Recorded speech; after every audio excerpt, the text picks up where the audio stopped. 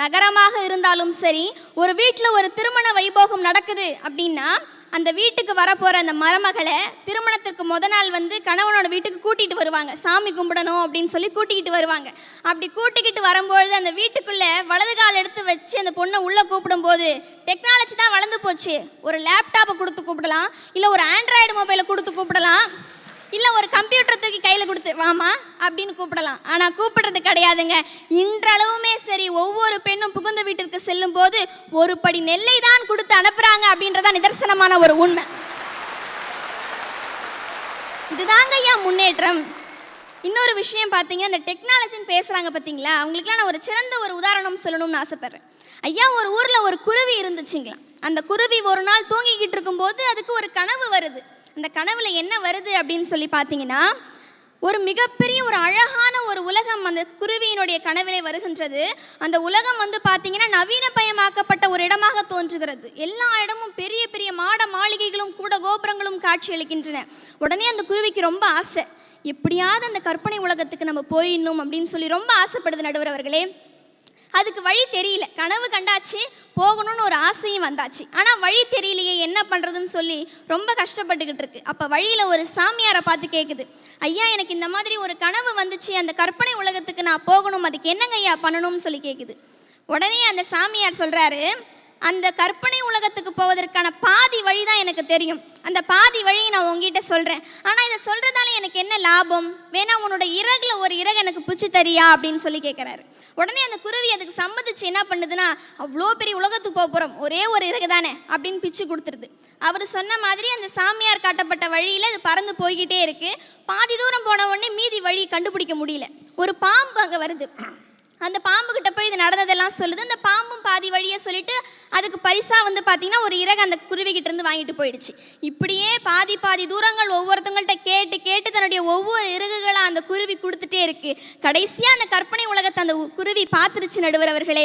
இன்னும் ஒரு 100 அடி பறந்த அந்த கற்பனை உலகம் வந்துடும். அடடா, என்ன ஒரு அதிசயமான ஒரு உலகம், இதுதான் ஒரு அழகான ஒரு வாழ்க்கை என சொல்லி பறக்க ஆசைப்படுது. அதனால் பறக்க முடியல, திரும்ப திரும்ப பறக்க முயற்சிக்குது. கடைசி வரையுமே அதனால் முடியல. அப்போ தான் யோசிச்சு பார்க்குது, ஐயோ இப்படி ஒரு நவீனமயமாக்கப்பட்ட ஒரு இடத்திற்கு வர வேண்டும், ஒரு கற்பனை இடத்திற்கு வர வேண்டும் என்பதற்காக நமக்கு வாழ்வாதாரமாக இருந்த இறகுகளை எல்லாம் நாம் இழந்து விட்டோமே என்று கூறி அந்த குருவி அழுதுச்சான், புலம்புச்சான். இந்த 3 பேர் இருக்கிறாங்களே, 3 பேர் பேசிட்டு இருக்காங்க, 2 பேர் பேசிட்டு முடிச்சுட்டாங்க, அங்கிள் பேச போகிறாங்க. இவங்க 3 பேரும் அதே குருவி மாதிரி தான். ஆஹா, டெக்னாலஜி வளரப்போகுது, டெக்னாலஜி வளரப்போகுது, அந்த ஒரு அற்புதமான ஒரு உலகத்தை நம்ம காண போகிறோம்னு சொல்லி இன்னைக்கு அவங்க வாழ்வாதாரமான விவசாயத்தை கொஞ்சம் கொஞ்சமாக அழிச்சிக்கிட்டு இருக்காங்க நடுவர் அவர்களே. இதுதான் நிதர்சனமான ஒரு உண்மை. ஆனால் இன்னைக்கு வேளையில் நான் ஒரு உண்மையை பதிய வைக்கணும் அப்படின்னு சொல்லி ஆசைப்படுறேன். நம்ம நாட்டினுடைய முதுகெலும்பு விவசாயம் அப்படின்னு ஏன் சொன்னாங்க தெரியுங்களா? ஒவ்வொரு மனுஷனுக்கும் முதுகெலும்பு அப்படின்றது இன்றியமையாத ஒன்று. முதுகெலும்பு இல்லாமல் யாராலையும் வாழவே முடியாது நடுவர் அவர்களே. அதனால தான் ஒவ்வொரு முறையும் கருவில் குழந்தை இருக்கும்போது முதல்ல என்ன செக் பண்ணுவாங்க அப்படின்னு சொல்லி பார்த்தீங்கன்னா, குழந்தைக்கு முதுகு தண்டுவடம் வளர்ச்சி பெற்று இருக்கிறதா என்று பார்ப்பாங்க. அந்த ஆண்டவன் எத்தனையோ உறுப்புகளை நமக்காக படைச்சான், ஆனால் முதுகு தண்டை ஏன் இன்றியமையாததாக படைச்சான் தெரியுங்களா? இப்போ நம்ம நிற்கிறதுக்கு, உட்காரத்துக்கு, நம்ம ஸ்டைலுக்கு தகுந்த மாதிரி நம்ம உடம்பை வளைக்கிறதுக்கெல்லாம் மிகவும் காரணமாக இருப்பது அந்த முதுகு தண்டு மட்டும்தான்.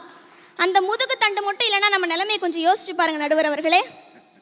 படுத்தா எந்திரிக்கவே முடியாது, அவ்வளோதான். அந்த மாதிரி இன்னைக்கு நீங்கள் கொஞ்சம் கொஞ்சமாக நம்ம நாட்டினுடைய முதுகெலும்பாக விளங்கி கொண்டிருக்கும் விவசாயத்தை அழிந்து கொண்டு வருகிறீர்கள். மானிடர்களே, கொஞ்சம் யோசித்து பாருங்கள். அழிவது விவசாயி அல்ல, விவசாயம் அல்ல, நாம் ஒவ்வொரு மனிதரும் தான் என்பதை கொஞ்சம் சிந்தித்து பார்க்க வேண்டும் நடுவர் அவர்களே. இறுதியாக ஒன்னே ஒன்று சொல்லிக்கொள்ளணும் அப்படின்னு சொல்லி ஆசைப்படுறேன். இவங்க டெக்னாலஜி அப்படின்றது, அதாவது இந்த தொழில்நுட்பம் அப்படின்றது என்ன தெரியுங்களா? கால்பந்து மாதிரி. எங்களுடைய வேளாண்மை என்பது எது தெரியுங்களா? புல்லாங்குழல் மாதிரி. ரெண்டுலையுமே காற்று தான் ஒரு பொருளாக பயன்படுகிறது. ஆனால் அவங்களுடைய தொழில்நுட்பம் என்னும் கால்பந்திலே நாங்கள் கொடுக்கக்கூடிய காற்றானது பொதுநலமாக அதை வெளியே விடாமல் சுயநலமாக தன்னுள்ளே அடைத்து கொள்வதால் அது எல்லோருடைய கால்களிலும் அடிப்படுகிறது, மிதிப்படுகிறது. ஆனால் எங்கள் வேளாண்மை என்பது புல்லாங்குழல் மாதிரி நடுவர் அவர்களே. அதனுள் நாங்கள் செலுத்தக்கூடிய காற்றானது சுயநலமாக தன்னுள்ளே வைத்து கொள்ளாமல் பொதுநலத்தை கருதி வெளியே விடுவதால் அனைவராலும் முத்தமிடப்படுகிறது நடுவர் அவர்களே. அதனால நம்ம நாட்டில் முன்னேற்றத்திற்கு பெரிதும் உறுதுணையாக இருப்பது வேளாண்மையே என கூறிக்கொண்டு நல்லதொரு வாய்ப்புக்கு நன்றி பாராட்டி இடம் அமர்கிறேன். நன்றி, வணக்கம்.